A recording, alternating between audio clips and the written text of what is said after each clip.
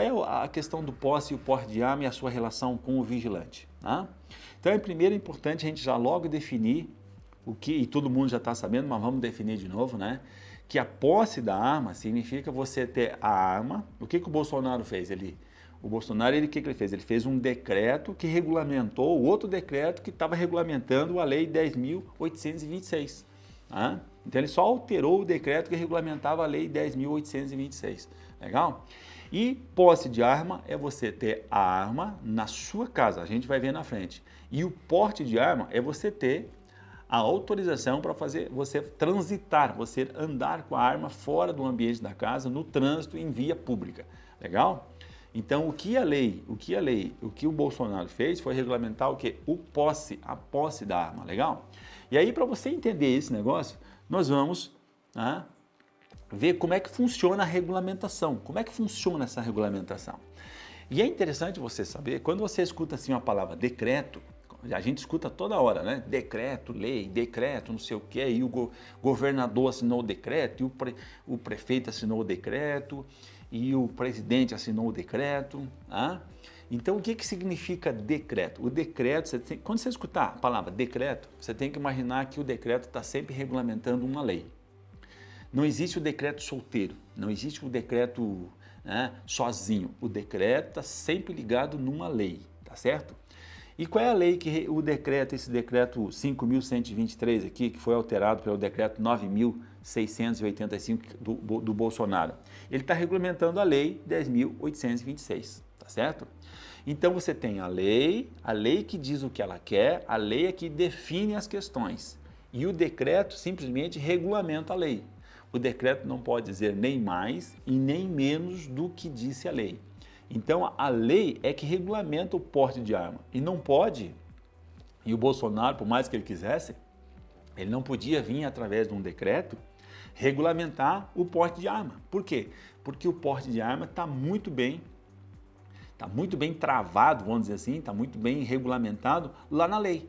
Então, se quiser mudar como é que funciona o porte de arma, tem que mudar o quê? A lei. Isso não pode ser feito por decreto. Legal? E abaixo do decreto tem o quê? Tem as portarias. Uma aguinha aqui.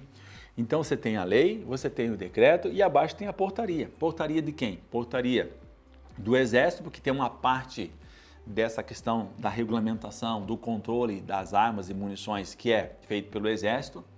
E o porte e a posse de arma é concedido pela Polícia Federal. Então a Polícia Federal também tem portarias, tá legal? Então como é que regulamenta a posse e o porte de arma? É regulamentado pela lei, aí pelo decreto e aí tem portarias. A portaria é uma norma administrativa, não tem força de lei, que exatamente vai ficar nos meandros entre a lei e o decreto, aquilo que a lei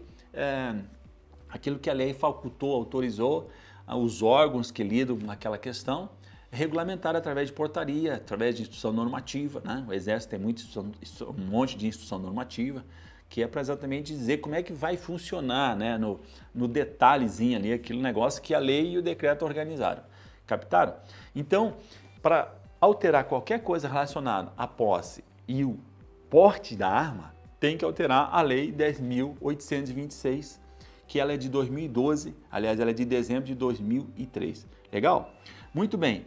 Então, o que essa lei 10.826 ela está regulamentando?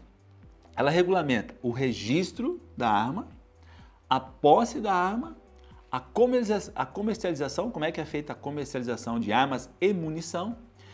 Ela regulamenta o SINARME, que é o Cadastro Nacional das Armas, né? O Sistema Nacional de Armas e Munição, e toma outras providências. Então você veja que a lei ela não tem preocupação aqui nessas outras providências, em nenhum ponto a preocupação dela é o porte da arma.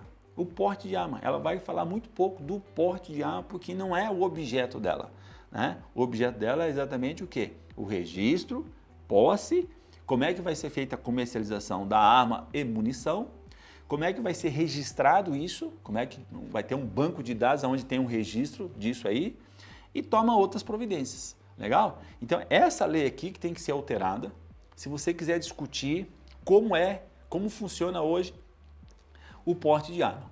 Legal? Só para a gente entender para você entender assim, para não ficar esperando que que vai acontecer alguma coisa, vai dar uma lei, o presidente tem o poder de, através de um decreto, garantir o porte de arma para determinada categoria ou para determinada situação. Não, ele não tem esse poder. Por quê? Quem tem que regulamentar isso é a lei. E a lei é discutida onde? A lei é discutida lá com os deputados e senadores.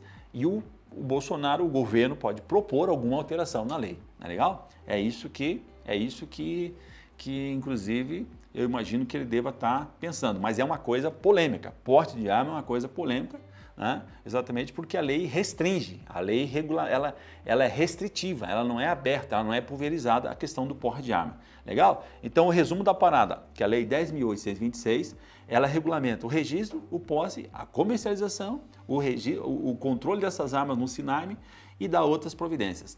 Agora, para adquirir arma de fogo, o que esse decreto ele regulamentou, né? Aí ele pegou e ele abriu um pouco, né? O que ele foi lá e fez? A primeira coisa que ele alterou foi que para adquirir arma de fogo, qualquer pessoa pode, você pode, todo mundo pode adquirir arma de fogo. Legal? Todo mundo. Pela forma que foi regulamentado, ele abriu a possibilidade de todo mundo ter condições de adquirir uma arma de fogo. A primeira coisa que você tem que fazer deverá declarar a efetiva necessidade. Eu preciso comprar uma arma de fogo, então eu vou fazer uma declaração que eu necessito efetivamente, eu tenho a necessidade do quê? De ter uma arma de fogo. E o decreto deu uma incrementada. Esse decreto, ele incrementou dizendo assim que a sua declaração que você fazer, a declaração que o cidadão vai lá e faz, ele tem presunção de veracidade. Antes não tinha. Antes a Polícia Federal tinha margem para poder dizer, não vou conceder a arma para você, acho que você não tem necessidade não vou conceder. Isso acontecia muito. Agora não, basta declarar a efetiva necessidade para ter a presunção de veracidade. E o decreto, ele deu uma ajuda pra caramba. Por quê? Porque vocês vão ver que ele vai,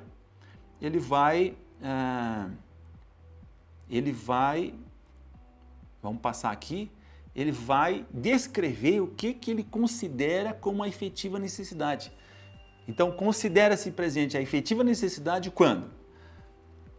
Quando o cara for agente público da área da segurança, quando for da Agência Brasileira de Inteligência, quando ele trabalhar na administração penitenciária, no sistema socioeducativo, na polícia administrativa, né, dos órgãos e militares ativos e inativos. Ou seja, se ele tiver nessa condição, ele for um agente público e tiver numa dessas condições, ele tem efetiva necessidade, já existe uma presunção.